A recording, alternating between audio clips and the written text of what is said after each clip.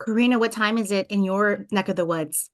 It's actually 7 o'clock. I'm in Sweden, north of Lund, where I work from time to time. So That sounds All right. lovely. I want to be in Sweden. it's glorious here. It's very snowy, and I'm actually at a spa retreat with my colleagues. So I'm literally fresh from the jacuzzi, champagne, and rolling in the snow. Oh So, my gosh, you are living your best life. That's way better than what I'm doing. I'm in a 300 square foot tiny bedroom full of junk, and it's oh, on my office and guest room. well, It's I'm gonna blur I'm the also background. lucky because I'm living my dream by doing private practice part time as well. So anyhow, I think we're starting. Okay. Yeah. Let's just wait for our intros. All righty. Happy New Year and welcome to FemTech LIVE Lounge, a monthly discussion that celebrates the intersection of technology and the AI industry. This series is presented by Virtual Patent Gateway and sponsored by Guardrail Technologies, a leading responsible AI consultancy. Our first event is hosted by Dr. Coreena Brinck, head of IP at IntuiCell, a Swedish artificial general intelligence startup. And she also offers patent drafting, prosecution, infringement, validity, and litigation support via her role as a consultant patent attorney with 2IP, an innovative full-service IP firm based in the UK. Coreena is joined by Jessica Nguyen, the Chief Legal Officer at Lexion, the AI-powered legal intake and contract lifecycle management system, helping attorneys manage tasks and contracts in one place. And with that, I'll pass it over to Coreena. Hello, thank you everybody who's able to join us live, and thank you everybody who's watching this afterwards. I'm really privileged to be giving one of the first in this series in 2024. And I'm really happy to have this opportunity to talk to Jessica about her views on AI and legal tools and the legal industry. So, Jessica, to get things started, I thought I would ask you, what inspired you to take on a legal career? Do you think AI tools are really going to be good for the legal process? Could they depersonalize what's already quite oppressive for some people in some contexts, because obviously there's civil law and there's also criminal law, and people are using AI in different ways to profile people, but also for things like smart contracts and conveyancing. So, over to you. What do you think about things like that? Yeah, that is a lot of questions in one I question. know. I thought First I'd of kick off all, with but it. it's okay. It sounded fantastic because you have an amazing accent. I'm a sucker for a good accent. That's why I love it, actually, even though it's a little cringy in 2023, 2024. All right. What inspired me to pursue a legal career? Honestly, I grew up with immigrant parents who had, very blue collar education and barely spoke English. So it's kind of embarrassing. But what inspired me was a couple things. What I saw on TV. Well, it just seemed really interesting and fun to be a lawyer. Watching a lot of Law and Order growing up and watching Legally Blonde.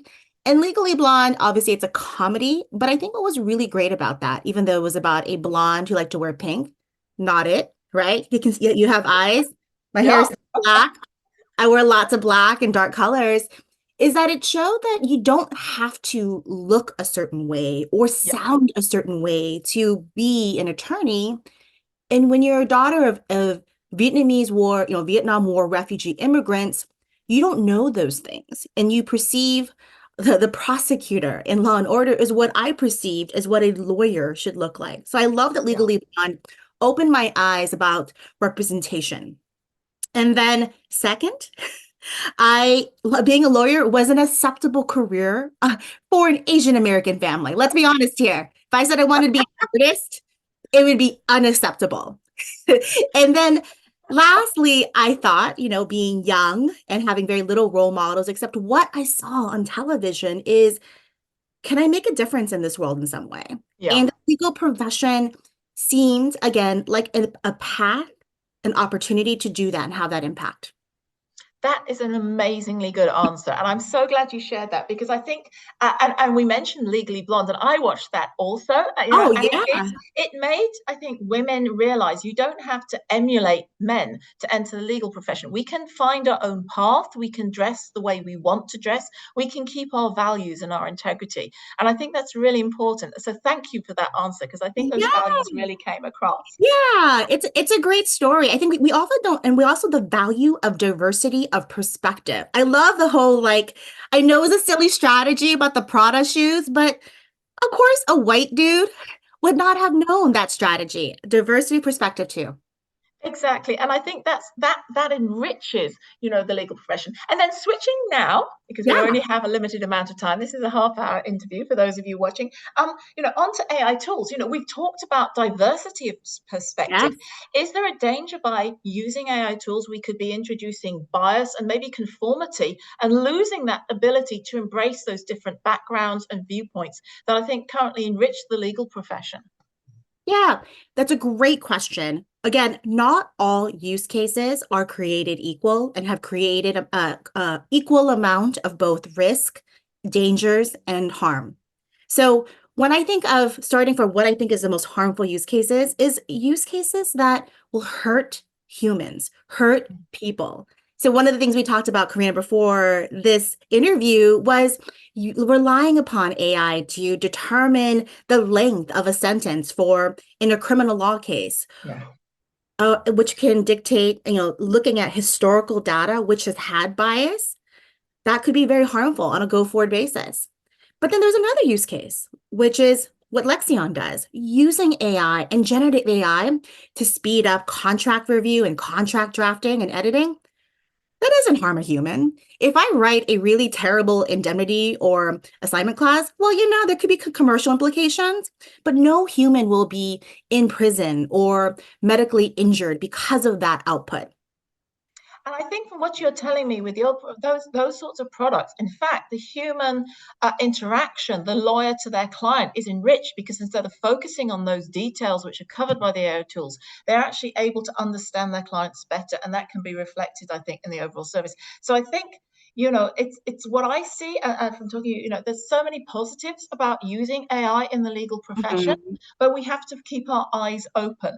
And I think that was going to bring me to my next question, which is, what are your views? And we've heard, obviously, there's been a recent case on the use of ChatGPT and also large language models in a legal context, not necessarily with a tool. Do we need to educate people about how they should be used? Can they be misused? What are the implications on clients? And I was actually chatting to one of my colleagues here, who said, well, what if the AI summarizes a case and gets it wrong?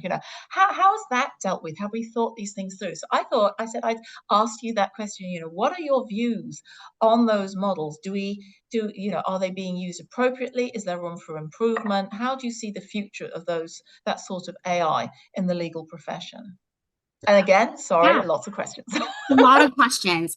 I think what we're going to see is, well, one, ChatGPT, I'm very appreciative of OpenAI for opening the door to making more visible generative AI and that AI can create and not just be behind the scenes. AI has been around for 4 decades, just in different forms, LLM, language models, etc. Okay, so generative AI. What I think is going to evolve is that what we're going to see is skills need to evolve. Generative AI is here to stay. I believe so. And it's going to impact the legal profession. I think what is going to happen, though, is that we are going to see custom built models for specific use cases. So rather than pulling from like OpenAI, its original models were built from a data set from whatever's on the internet, everything and everything, Good right? and bad. Good and bad. There's fake stuff, real stuff. Now we're going to have some copyright issues, and I'm closely following the New York Times case, right? So Oh, there's yeah. that. Yes, in the US. But what we're going to see is proliferation of, yes, like tools. I'm going to use Lexion as an example. Yes, we layer on top of Microsoft Azure, OpenAI, generative AI applications. But on top of that, we have built our own custom built models specific for the legal contracting use case. So to ensure that the output is higher quality and limiting it so that for a specific client, we're only looking at their clauses or their preferred contract clause language. So I'm using that as an example to make concrete that it will mitigate some of the risk of the hallucination and the bad output that we're seeing. What we're going to see is other similar use cases of customization and other customized models as well over time. That's really good. So, talking about over time, what do you think will be the biggest change that AI will bring in general over the next 10 years, and also just, specifically for the legal profession? If we were now talking in 2033, what would the AI landscape look like, in your opinion? Yeah, that's a great question. I think AI will be embedded in all facets of our lives, whether we know it or not, or whether we just expect it. So I already have 6 Alexa devices in my home. That's AI. And I think, where we're going to see it, and we've been living with AI in our email, just more short form, where Google is suggesting for me how to complete my email because that's AI. And I think where we're going to see it more with generative AI is the bad, that we're going to see a lot of fake content, deep fakes, which is going to look on like social platforms or on the internet, content that looks and sounds like it's really, really real, but it's not. And so we're going to need to also have technology and humans to balance that potential fakeness that can cause harm to the world. There's also, yeah, that's an issue, but there's also a lot of good that generative AI can do as well for both personal and professional applications. So, Coreena, can I ask you a question about how I think it's going to impact the legal profession? Yes. Am I allowed? Oh my gosh, we're only 12 minutes in. We got more time. We got more time. You've got loads more time. Yes. So go on. How will the legal profession look then? Well, I mean, I can tell you how I hope, but I think, I've been also been hoping and praying for a modification of a law firm business model. Coreena, I'm sure this is more top of mind for you as someone who is working in a private practice environment. I can Mhm. just tell you that from the perspective of a general counsel, managing a fixed in-house law department budget, that the hourly model is really hard. It's really, Yes. really hard for Yes. it's not because I don't value the legal services provided by our law firm. It's just the balance of having to, they're very contrary models and interest. So what I hope though, what unifies all of us is that even when I was a junior associate, I didn't like to do the drudgery work. So some simple cases, use cases. Generative AI can do really well, just giving me a starting point. But someone with a human should still review the output to Yeah. make sure it is correct. The any laws cited for more of a litigation use cases is actually real. I know Yes. Oh, there's been yes. a lot. I'm like, duh. I'm not even a litigator, and I'm like, I'm sorry, these litigators don't fact check what came I from mean, AI. I will have to say, I was really shocked because that's the first thing you learn. Even as patent attorneys, we're sort of, in the UK, we're trained also as patent litigators. And the first thing you get drummed into for anything, whether it's advocacy before a patent office or in any other sort of environment, is you fact check. You don't cite something until you check it. But of course, it was also, I think, that's the educational point, because the lawyer said, oh, but I asked it, were these real cases? It's a machine. Yeah. I mean, look, I don't think that's an AI issue. I think it's a human intelligence issue. Exactly. So, Exactly. so ultimately, though, over time, that like those idiot moments will be mitigated by tools like Westlaw and LexisNexis having those features built in, and you Yeah. can buy it from them and then get the backing and assurance that whatever, cases they cite Exactly. wins Yeah. that case. Like, over time, real. I would not rely upon real cases for a tool that literally pulls whatever information it got from the web. And then secondly, its function is to generate and create something new and derivative from what it's learning. So yeah, so I mean, duh. So there's that. I think So, it's quite an interesting comment that you make that. I think, it's about educating the public about how to interact in the right way with AI and to understand its limitations and its strengths. And whereas, at the toddler stage, I think, of human society interacting with AI, and it's one of the reasons I think why we're starting to see AI regulation come in. And obviously there are different regulatory regimes being proposed and actually being now enacted in the US and in Europe. So I was going to ask you, what are your views on the AI regulatory environment? Do you see a need for harmonization globally, or do you think for now we can cope with slightly different contexts and the sort of legislation, and what's it like navigating that? Oh man. Of course, I think the ideal state is that there is harmonization. There is one law to comply with, and it's a reasonable and pragmatic law. That is the ideal state. The real state is that it's likely that there are going to be different regulations in Europe and a different, but maybe some similar overlapping regulations. Honestly, more of a state by state type of situation. I think it's going to be very analogous to what we've seen happen with privacy laws, to be very candid. Yeah. That's my prediction. Coreena, feel free to email me or message me in 3 to 5 years if this actually happens. I don't think it will. I wish it would, because obviously I also have to think about things from an AGI perspective and the European regulatory market. And they have some very weird and wonderful things. I think they're referring to it as general purpose models at the moment. And I was looking at that saying, so you're going to limit the number of floating points because you want to make the AI dumber, because that way it'll be safer. And I'm thinking, interesting. It's not, I think there's a little bit of naivety, and I think there'll be lots of opportunities there to sort of, address that. But from wearing my in-house hat as head of IP at IntuiCell, I have a similar perspective view. It would be so nice if it was harmonized, but it's not going to be in 3 years. It really isn't. It would be lovely.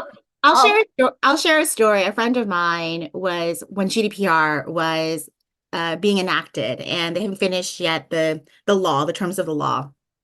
Her team met with the regulators directly, and let's just say they do not understand how technology works. So part of my background, folks, no.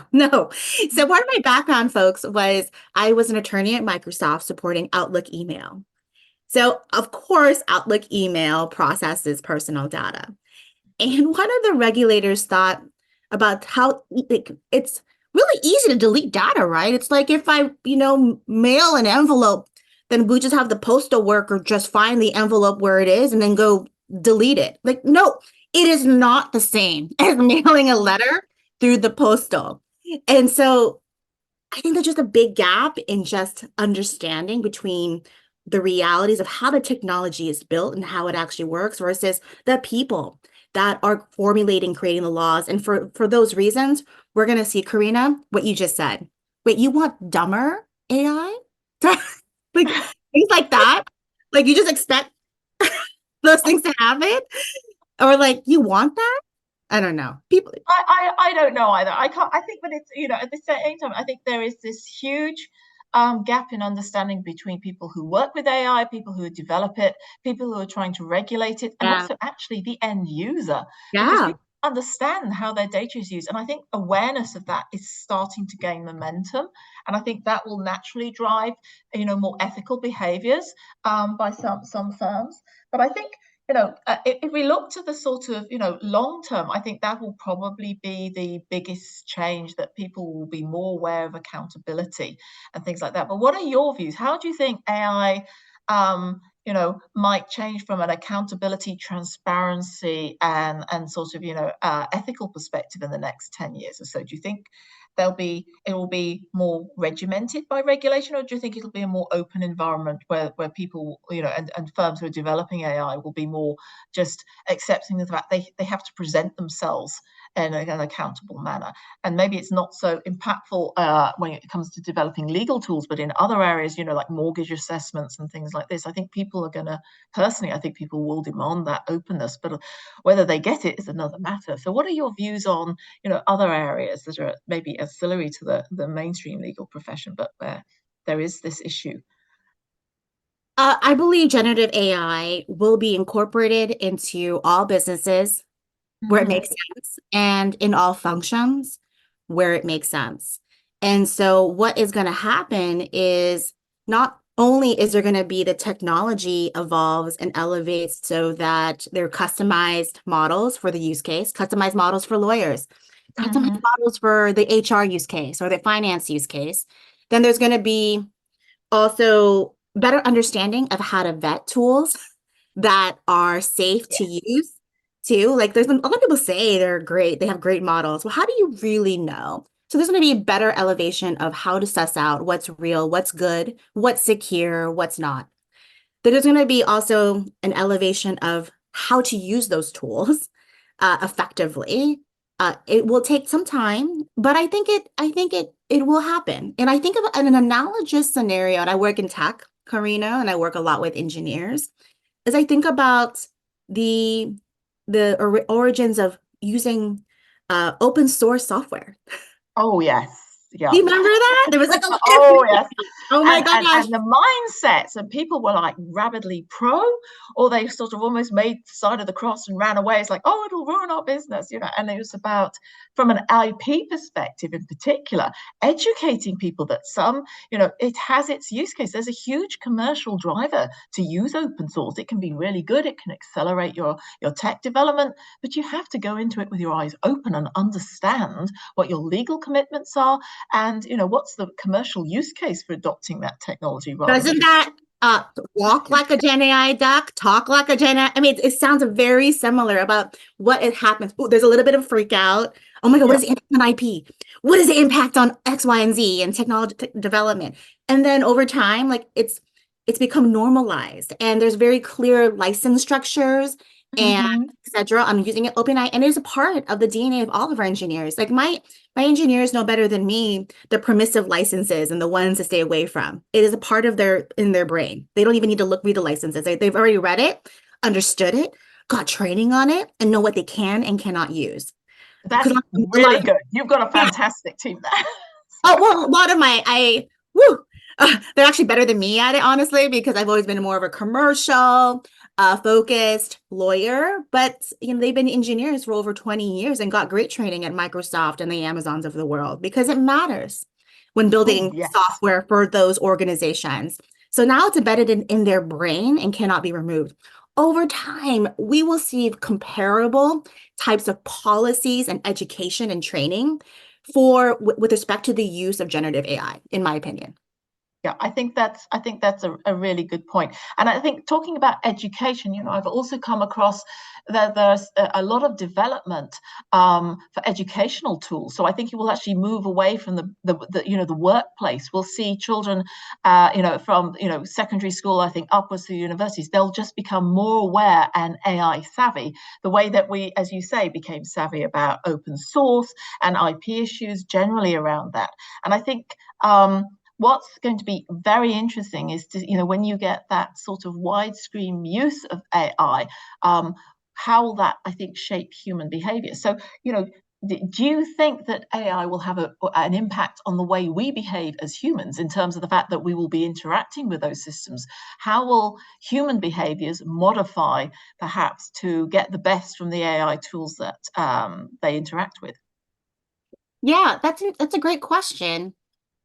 I believe that all of us, regardless of what we do, will figure out a great use case for generative AI. And then, you know what that means? It's going to mean an opening of time for us. As I get older, over 40, have kids that are very busy and aging. Well, actually, my parents have passed away, but I have my in-law parents who are aging. Is that time is my most precious commodity, and it gives me the headspace to focus on different things.